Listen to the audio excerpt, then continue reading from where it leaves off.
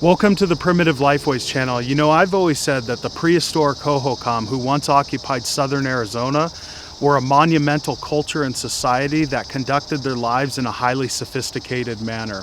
One of their most recognizable art forms is the crafting of shell. In today's video series, I want to show you and take you through each step on making and producing a pre-classic period style Hohokam shell necklace. So stick around, I'll be right back with you after these brief messages. Hi everybody, before we jump into this video, I wanted to encourage you to go over to my website, primitiveliFways.com, and sign up for my free monthly email newsletter. I know you folks will absolutely enjoy the content that's being shared there. We don't share your information with any third-party networks or marketing companies.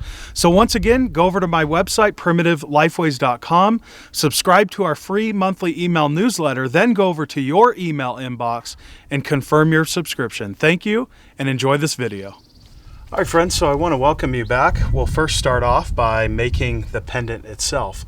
Now keep in mind, in Hohokam jewelry, there's many different styles and variations through time and space, starting off with the formative period or the pioneer period and ending in the late classic period.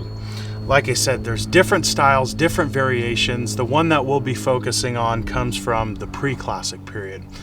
One can also make the argument that the Hohokam were indeed a high culture with Mesoamerican belief systems, ideology, and influence. We know that there was connections to Mesoamerica. The real debate lies within Emil Houry's proposal or hypothesis that the Hohokam were indeed a migratory people from Mesoamerica. That's a separate topic for a different video though. So for the pendant, I will be using glycymera shell. You can see I have a smaller sized shell. This is what I'll be using. This measures 6 centimeters in width. And then we have a larger glycymera shell. Something this large would be excellent for making a bracelet, as you can see here, but it's a little bit too big for a necklace pendant.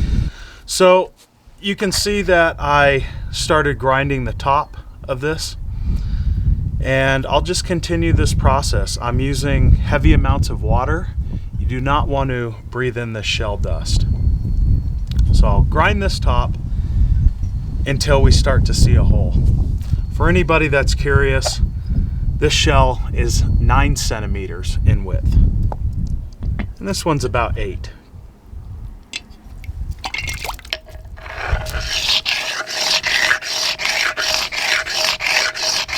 So I just grind it on the top of this stone, and you can check your progress by holding it up to the sun, and you should start to see daylight shine through the shell.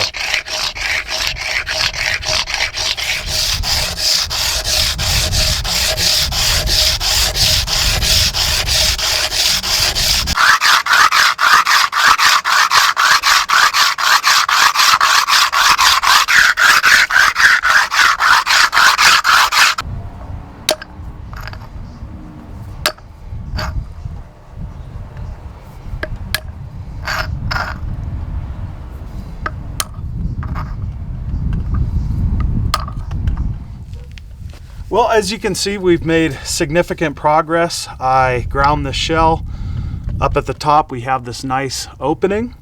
At this point, moving forward, things tend to get tedious, and this process tends to slow down, especially using natural materials like sandstone reamers, abrasive cobblestones, fine-grained sand, so forth and so on.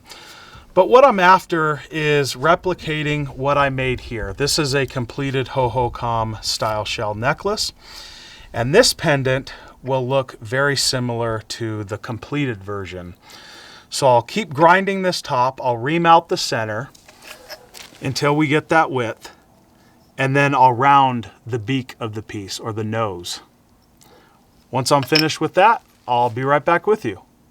So as you can see, this shell pendant is just about complete. The only things left for me to do are, of course, to bake the shell, turn it a nice white color, and then drill the underside at the beak or the nose of the piece, which I'll explain that process here in just a second.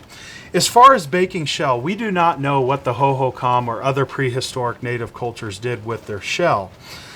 We don't know if they baked them or kept the coloration exposed as is. We just don't have the technology as of yet to travel back in time and observe prehistoric native people. What I can say is modern as well as prehistoric native people liked and still do like colors. They like bright, vibrant colors as well as natural colors. So one can make the argument that they likely kept the shell in its natural state of coloration. We don't know though. The vast majority of shell that's recovered in archaeology is white, but we also have to keep in mind sun bleaching. When shell is left to expose in a harsh desert environment, not only the shell breaks down over time, but the color washes out. Thus, the shell turns white. It's my belief that prehistoric people did both. They baked some shells and then they left other shells within their natural coloration. Now, as far as drilling this piece, I recommend using stone drill bits such as chalcedony or jasper. Obsidian is pretty brittle, so as you drill through it tends to crush and break. The one thing you really want to avoid though is metal. Metal is far too harsh on natural materials such as shell and stone. So metal, it will break the piece very fast and violently. The nice thing about stone is not only it's safe on the piece, most important, but you can control the speed and the pitch or the angle that you're drilling. So what I'm going to do is continue grinding this underside while applying most of the downward pressure at the nose and the bridge of the piece, right at this tip. What that'll do is it will open a small hole right at the nose. It's not too large, it's just enough for me to get in there with my drill bit and expand that opening. I'll submerge the stone with water and just continue grinding.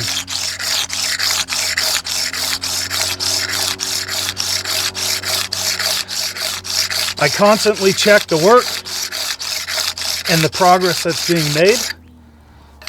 You don't want to remove too much. Well, here you can see the hole just started to open up, and this is what I mean by it's pretty symmetrical.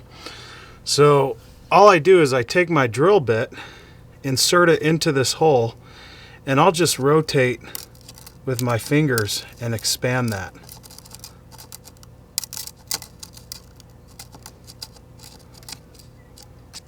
And you can see it opens up.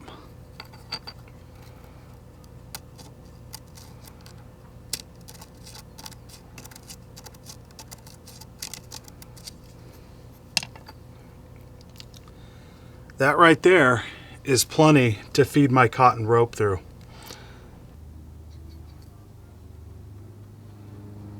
Yeah, everything looks good. I like this. So as you can see, this glycymera shell is now drilled. It's really not that hard. It just takes some work and some time.